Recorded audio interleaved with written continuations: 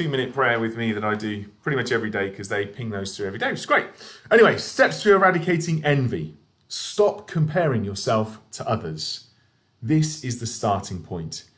Comparing is the root of all envy. Unfortunately, from about the time we each began to walk, we also began to compare. Can you remember all those times you complained that your brother or sister got more ice cream than you? We grow up comparing everything: appearance, grades in school, athletic ability, and other talents. As adults, we compare clothes, cars or the lack of one, homes, how much we earn, and 1,000 other things. But God says such comparisons are foolish. The Bible says when they measure themselves by themselves and compare themselves to themselves, they show how foolish they are. Why is it foolish to compare yourself with others? Because you are incomparable. So is everybody else. God made each of us one of a kind. Besides, comparing leads to one of two negative reactions, either pride or envy. You can always find someone you think you're better than, and you'll be prideful.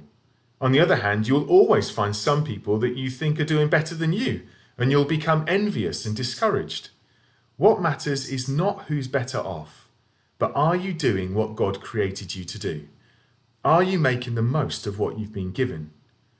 God doesn't judge you for your talents you don't have or for the opportunities you didn't get.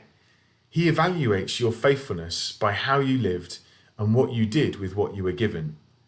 Remember this: God has not called you to be the best in the world at anything. He's called you to be the best you can be, given your background, experiences, opportunities, and abilities. So decide right now that you're going to break the habit of comparing yourself to others. It will take some time, but you can train yourself to refocus on something else whenever you're tempted to compare. Just tell yourself, I'm not going down that path, and start thinking of something else. Celebrate God's goodness to others. Instead of resenting others, we could rename that being there for one another's success. Instead of resenting others, rejoice with them. The Bible tells us to be happy when God blesses those around us. Rejoice with those who rejoice and weep with those who weep. Now, the second part of that verse is easy to obey. It's not hard to offer comfort when people are hurt or experience loss, even if they're a rival. But it's much harder to celebrate others' success, especially if you're not succeeding in that area. How do you handle the promotions of co-workers? If you're single, how do you handle the weddings and baby showers of friends? What's your first gut reaction to news that someone you know has experienced a windfall of good fortune? When was the last time you thanked God for what He did for somebody else? One reason we sometimes find it hard to rejoice with those who rejoice is because we fear that there is only a limited supply of God's goodness and grace. So if others get a bigger slice of the cake, then maybe I won't get as much, but God's grace is boundless. There's plenty to give to everybody and still have an infinite amount left over. Ephesians 3 verse 8 speaks of the unending, boundless, fathomless, incalculable, and exhaustless riches of Christ. The embarrassing truth about envy is that the people we envy most are usually those who are close to us. Family members envy each other, neighbours envy neighbours, teammates envy teammates, musicians envy musicians, farmers envy other farmers, and preachers envy other preachers. If you'd like to increase the amount of happiness you experience in life, here are one of the secrets. Learn to enjoy the successes and joys of others. If you're only happy when good things happen to you, then you'll be unhappy much of your life. Since no one experiences only good things, but if you learn to enjoy other people's victories too, you will always have something to be happy about. And be grateful for who you are and what you have. Everything you have is a gift from God. Everything you have is a gift from God. The Bible says, isn't everything you have and everything you are sheer gifts from God? So what's the point of all this comparing and competing? You already have all you need. When you find yourself beginning to envy someone else, instead of wishing you had their job or talent or boyfriend or girlfriend or children or whatever, remind yourself that God has given me some unique gifts that they don't have. And besides that, I don't know the downsides of being them. Envy is based on the popular myth that having more will make me more happy. But both the Bible and testimony of millions show that this is not true. Solomon, the wealthiest man who ever lived, had this to say about the desire to acquire more. Those who love money will never have enough. How meaningless to think that wealth brings true happiness. The more you have, the more people come to help you spend it. So what good is wealth, except perhaps to watch it slip through your fingers? Happiness is a choice. You are as happy as you choose to be. If you don't know how to be happy with what you have, you will never be happy with more. Envy asks, why them? Why do they get what I don't have? Gratitude asks, why me? Why do I get all that I have? David modelled this kind of gratitude when he prayed, who am I, O sovereign Lord, and what is my family that you have brought me this far? Years later, his son would write, it is better to be satisfied with what you have than to be always wanting something else. Now, let me be clear. Having ambitious dreams, a desire for better, and faith goals are all good things if they come from God and benefit others and are pursuing faith for his glory. You should want them to make the most of your life, create beauty and help others, but envy poisons everything it touches and prevents God's blessing on your efforts. Why do you want to do what matters? Why you do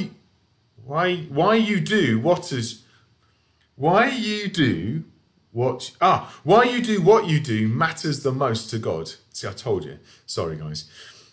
Trust God when life seems unfair. One of the signs that envy has entered my heart is when I start feeling it's not fair. It's not fair that I don't have what they have. Anytime we accuse God of unfairness, we're actually doubting his goodness. Envy is the fear, the symptom, but doubting God is the disease. Anytime you envy others, you're doubting that God knows what's best for you. You question his love, his justice, and even his wisdom. Anytime I accuse God of being unfair, I'm foolishly implying that God, I'd make a better God than you because if I was God, I'd be more fair than you are. The next time you start to rant about God's unfairness to you, remind yourself of these 5 facts. Number 1, everything I have is an undeserved gift from God. I wouldn't even exist if it wasn't for God's grace. The next breath of air I take is a gift from God. Number 2, I don't know what God knows, and I can't see what God sees, so I should trust him. Number 3, life on earth is unfair because of sin, not because of God. Our rebellion against God has broken everything on the planet. This isn't heaven where everything works perfectly. Nothing works perfectly here. Number 4, God sent Jesus to save us from the judgment day when he will balance the books, right all the wrongs, and administer justice. And number 5, it was not fair for Jesus to die in my place for my sins, but he did. In Matthew 20, Jesus told the story of a landowner who hired several men at different times of the day to work in his field. At the end of the day, the landowner unexpectedly paid all of them the same amount for their work. Obviously, this didn't bother the last-minute hirers, but the men who had worked all day complained loudly that the landowner was being unfair. They said, these last workers put in only an hour, and it was easy. And you just made them equal to us, who slaved all day under the scorching sun. I love the landowner's reply. Friend, I didn't cheat you. I paid you exactly what we agreed on. Take your money now and go. What business is it of yours if I want to pay them the same that I paid you? Don't I have the right to do what I want with my own money? Why should you be jealous if I want to be generous? I love the landowner's frankness. Take what is yours and go your way. In other words, stop resenting my grace to others, be grateful for what you've got, and move on with your life now. That advice will keep you from getting caught up in the envy trap and being detoured from the path that God has laid out before you. So in summary, thinking about my purpose, point to ponder.